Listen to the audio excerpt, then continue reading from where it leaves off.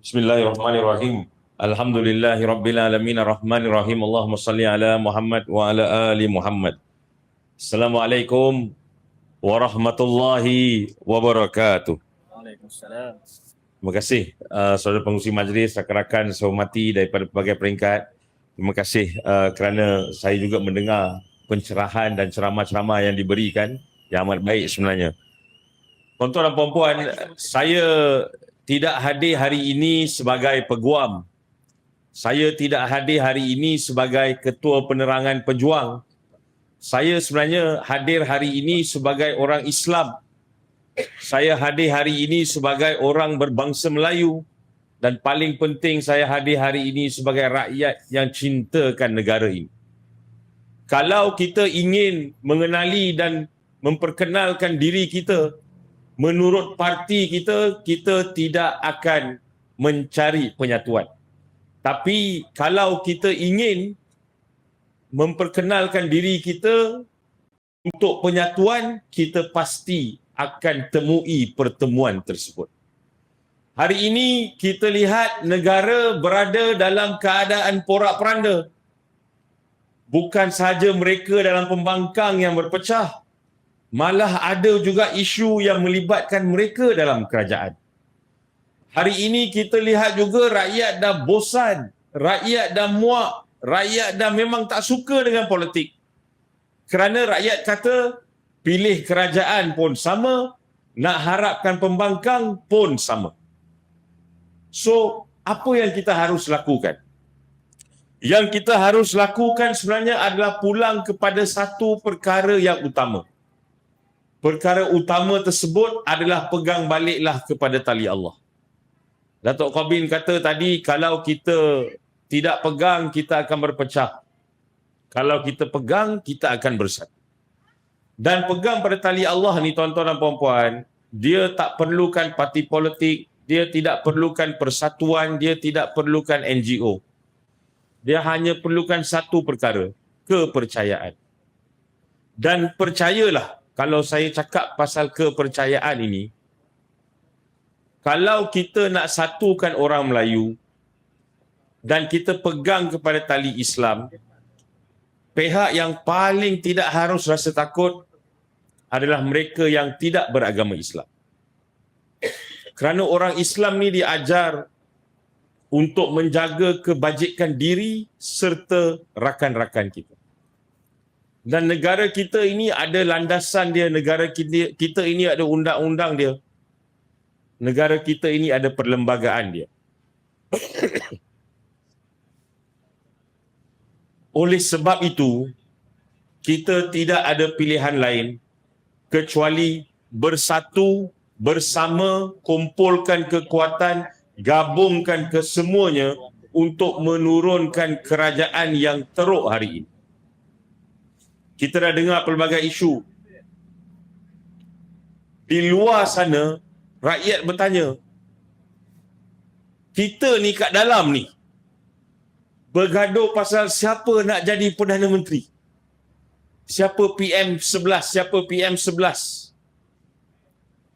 Seharusnya, kita memikirkan macam mana kita nak selamatkan anak-anak kita 20-30 tahun yang akan datang. Di luar sana, ada isu tentang kos sara hidup.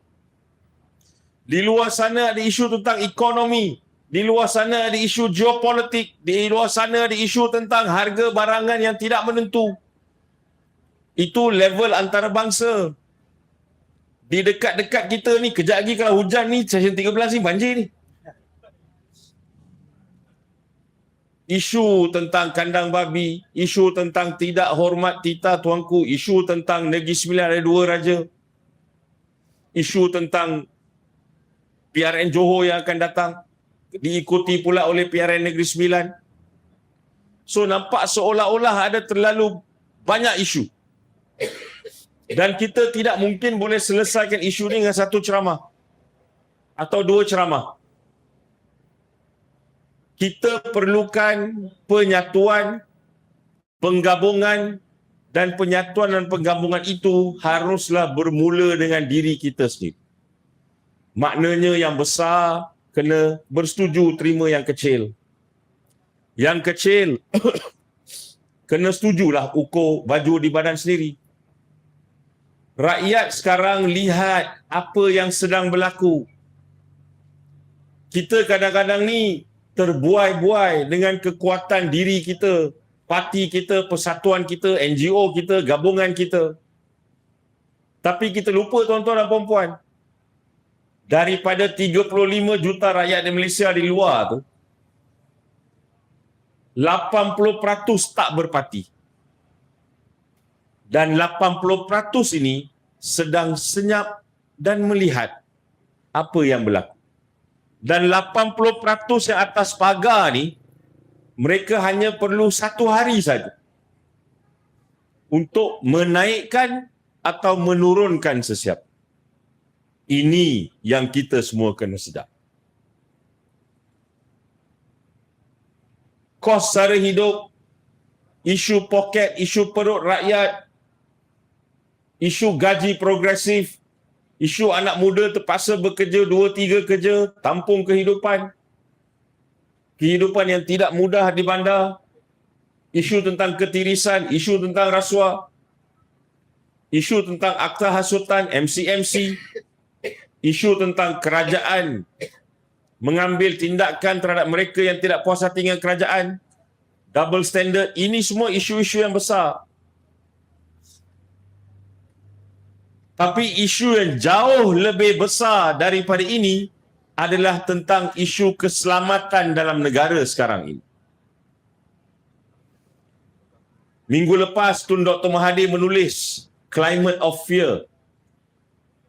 Bagaimana mungkin, saya nak ajak tuan-tuan dan puan-puan berfikir, bagaimana mungkin negara yang telah merdeka, ada undang-undang, ada mahkamah, ada sistem, Malaysia ni, seorang wanita bernama Pamela Ling dalam perjalanan di Putrajaya nak ke MCMC, sampai sekarang hilang. Tak ada berita. Bagaimana mungkin seorang pegawai polis 2-3 bulan lepas, tak jauh dari sini, Seksyen 14, jatuh dari bangunan yang tinggi. 2-3 hari kecoh, lepas tu senyap. Bagaimana mungkin dalam negara yang kita kata ada mahkamah, ada undang-undang, ada polis, ada keamanan, ada isu di mana anak seorang ahli parlimen boleh di tengah hari didatangi orang, dijab, lepas tu senyap, tak tahu apa jadi. Mana mungkin dalam negara yang kita kata merdeka, yang kita rasa selamat, pemain bola sepak negara boleh kena simba dengan asid, sampai sekarang tak dapat dicari. Mana mungkin dalam sebuah negara yang dikatakan ada undang-undang, hampir setiap hari, setiap minggu, ada sahaja rakyat biasa yang diheret ke mahkamah, ditahan reman, dibicarakan, hanya kerana di sosial media dia tak puas hati dengan kerajaan. Tapi pada masa yang sama, kalau dihinanya raja-raja Melayu, sampai sekarang tidak berkesudahan siasatan dia. Mana mungkin dalam negara yang kita kata demokrasinya ada, selamat mahkamahnya ada, dah masuk 2 tahun, orang tu buat laporan polis, namakan Anwar Ibrahim, namakan Farah Wafas Salvador, telah perangkap dia. 2 tahun, ketua polis negara tak beri jawapan. Siasat tak siasat laporan polis tersebut. Mana mungkin dalam sebuah negara yang kita rasa selamat, tuan-tuan dan puan-puan, selepas dibicarakan proses mahkamah 9 bulan 10 hari, bebas lepas, selepas dia keluar, ada pula anggota daripada parti kerajaan Pergi ke balai, buat laporan polis, katanya Yusof Rauter tu ejen Mossad. Mana mungkin bila kita dulu tengok ramai daripada luar negara datang ke Malaysia, mohon perlindungan, mohon nak bekerja di sini, lari daripada negara asal. Hari ini, rakyat Malaysia mohon suaka perlindungan hak asasi di London. Sebab itu tuan-tuan dan puan-puan, negara ini di landasan yang bahaya. Di landasan yang bahaya kerana kita mempunyai pimpinan-pimpinan yang pentingkan diri sendiri sahaja, bukannya kebajikan rakyat. Dan kita tidak boleh tukar pimpinan sebegini kalau kita tidak bersatu. Akhirnya, yang kita kena selesaikan, minta maaf, baru baik, bersiap. Yang kita kena selesaikan adalah penyatuan yang kita cari selama ini. Saya balik dan poin saya yang terakhir. Kalau kita tidak ingin berubah sekarang untuk cari penyatuan tersebut, maka kita akan menghadapi masalah-masalah sebegini 20-30 tahun yang akan datang. Maka dengan rendah dirinya saya ucapkan terima kasih tuan-tuan dan puan-puan. Saya tinggalkan dengan satu pesan saja. Pesanannya mudah tuan-tuan dan puan-puan. Kalau kita tidak selamatkan negara kita sekarang, kita akan menghadapi masalah yang besar jauh ke hadapan nanti. Dan yang perlu selamatkan negara ini adalah kita semua. Dan cara nak menyelamatkan satu saja tuan-tuan dan puan-puan. Dan kalau kita tidak ingin belajar dari sejarah, kita akan melakukan kesilapan yang sama setiap waktu.